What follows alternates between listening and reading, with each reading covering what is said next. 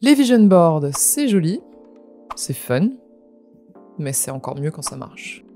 Aujourd'hui, je vais te donner quelques conseils pour réaliser ton vision board pour ton business et pour ta vie pour l'année qui arrive, et surtout ne pas laisser les choses au hasard en se basant sur les neurosciences. Mais avant, et pour ceux qui ne me connaissent pas encore, moi c'est Mathilde, je suis coach en mindset pour les entrepreneurs et les solopreneurs, et ici on parle de développement personnel, d'alignement et de mindset, pour t'aider à vivre la vie de tes rêves, tout en savourant le chemin pour y parvenir, dès à présent.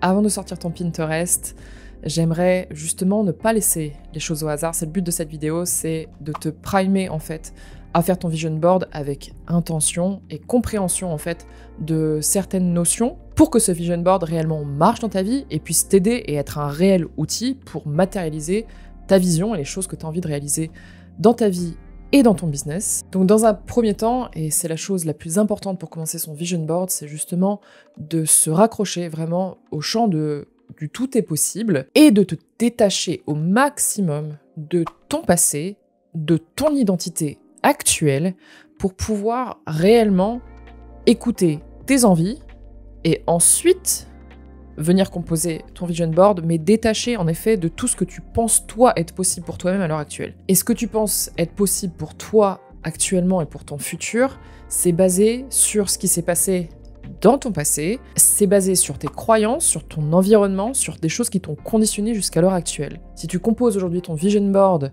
ou n'importe quelle vision pour ton futur basée uniquement sur ce qui s'est passé dans ton passé, tu t'auto-limites complètement et tu limites ton potentiel. Sauf que c'est beaucoup plus difficile pour un humain de s'identifier à son futur plutôt qu'à son passé. Mais quand on veut des changements pour sa vie, quand on veut expérimenter tout ce qu'on a envie dans cette vie et sortir de notre zone de confort pour aller explorer à droite à gauche tout ce que cette vie a à nous offrir, il faut pouvoir se détacher de ce qui s'est passé, de notre zone de confort, de tout ce qui est connu pour nous, pour aller chasser un peu l'inconnu. Sauf que notre cerveau est construit pour notre survie. Et ça, c'est hyper important justement d'en avoir conscience et de comprendre le fonctionnement du cerveau là-dessus. Nous n'aimons pas, nous les humains, sortir de notre zone de confort, d'aller à l'inconnu, et le cerveau va vouloir toujours privilégier des scénarios de connus, même s'ils nous rendent malheureux, même si c'est des schémas qui nous font souffrir, plutôt que d'aller explorer l'inconnu, le champ des possibles. Mais dès qu'on se rend conscient justement de ce système, on peut reprendre la main dessus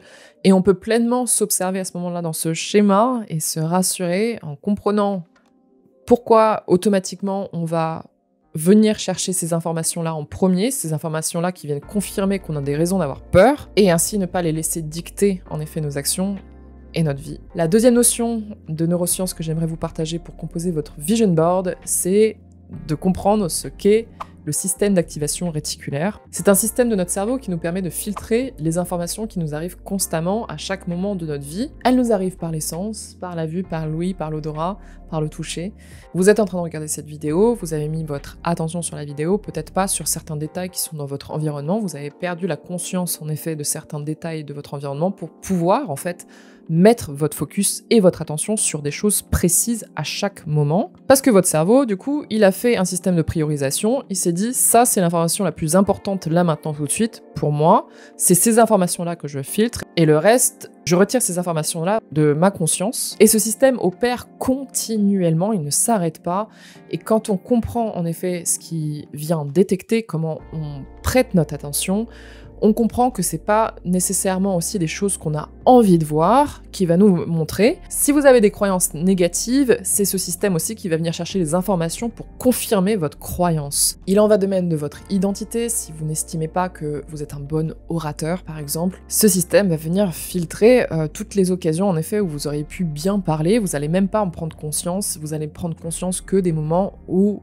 vous avez dit un mot de travers. Tout ce qui va venir justifier vos identités et vos croyances. Faire son vision board, et pas seulement faire son vision board pour pouvoir le voir de temps en temps dans l'année, mais vraiment ce moment aussi où vous allez le faire, c'est que vous envoyez à votre cerveau un signal très fort, et c'est pour ça que c'est vraiment un moment avec vous-même qui est important. Vous conscientisez et vous donnez l'information à vous-même et votre cerveau que ceci est important pour moi, je voudrais cultiver plus de ceci dans ma vie, j'aimerais atteindre cela, et en faisant ça, il va travailler pour vous comme un assistant personnel pour venir justement filtrer dans toute votre vie, les opportunités, les informations qui pourraient être importantes pour vous pour pouvoir atteindre cet objectif.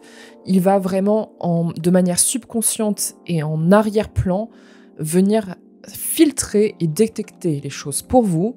Si vous ne faites pas en fait ce travail de conscientisation de ce que vous voulez, vous laissez le flow de la vie décider pour vous de là où vous mettez votre attention et votre focus, et du coup vos actions. Avoir une vision, et le vision board fait partie des outils pour justement cultiver ça, c'est hyper important, particulièrement quand on est entrepreneur et qu'on veut accomplir des choses dans notre business, le faire grandir, l'amener dans des zones justement d'inconfort et d'inconnu pour pouvoir explorer les possibilités dans notre business, programmer son système d'activation réticulaire justement sur des objectifs et cultiver cette vision-là en effet pour notre business, c'est un des hacks les plus ultimes de notre cerveau pour justement atteindre les choses. Et comme tout le futur n'existe pas, il faut pouvoir l'imaginer. Et c'est le pouvoir justement de l'imagination. Et ça va être votre meilleur allié pour cet atelier de Vision Board. Parce que si vous n'utilisez pas votre imagination, vous n'utilisez que votre mémoire. Et vous continuerez à répéter les mêmes schémas, les mêmes croyances, la même identité, tant que vous ne connectez pas votre cœur avec votre imagination. Et votre cœur, c'est qu'est-ce que je veux pour ma vie, qu'est-ce que je veux pour mon futur, peu importe ce qui s'est passé avant. Si vous arrivez à connecter les deux, à mettre la conscience, votre attention, votre focus justement sur ce que vous voulez, sincèrement, profondément, et que vous cultivez ça dans votre quotidien pour décider que justement votre passé n'égale pas votre futur, c'est comme ça qu'on transforme sa vie, c'est comme ça qu'on se surprend à atteindre des choses qu'on n'aurait pas pu penser possibles pour notre vie, et c'est aussi comme ça qu'on atteint nos ambitions dans notre business. La vision, ça se cultive et ça s'entraîne, et c'est pour ça que je vous ai préparé une visualisation guidée pour vous primer avant de faire votre vision board, pour rencontrer en fait votre vous du futur dans un an qui a réalisé toutes ces choses que vous avez envie de réaliser. Ça dure 10 minutes, c'est offert, tous les liens sont en description.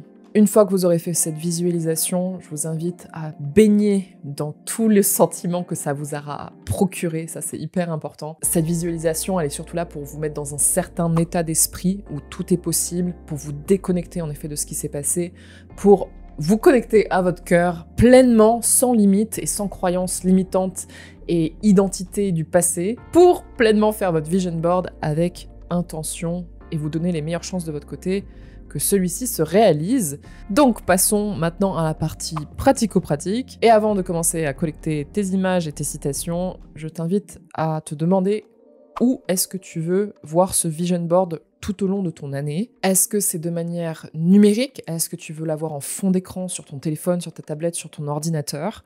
Est-ce que tu veux l'avoir en bannière sur ta page Notion? C'est quelque chose que j'aime beaucoup faire quand j'ai mon Notion du matin qui s'ouvre avec mes tâches à faire, d'avoir mon vision board. Si on repense au système d'activation réticulaire, si on voit son vision board en effet de manière quotidienne ou en tout cas très souvent, et c'est encore mieux si en plus on met vraiment son attention dessus, on lui dit c'est toujours important, c'est toujours ce que je veux, garde ça en tête. Vous pouvez le faire de manière consciente en effet en regardant vraiment votre vision board, mais vous pouvez aussi l'avoir dans votre espace, c'est important pour que justement votre inconscient vienne travailler également. Si vous l'avez en fond d'écran, vous allez au bout d'un moment plus le voir, mais votre cerveau va quand même le voir, il va quand même prendre les informations. Donc c'est important de le mettre visuellement, en effet, dans des endroits, que ce soit numériquement ou physiquement chez vous, où vous allez le voir le plus possible. L'année dernière, je l'avais fait numériquement pour le fond d'écran de mon iPad, et je l'avais également justement mis sur ma bannière Notion de mes tâches du jour. Cette année, je vais continuer à le faire parce que je trouvais que ça avait bien fonctionné,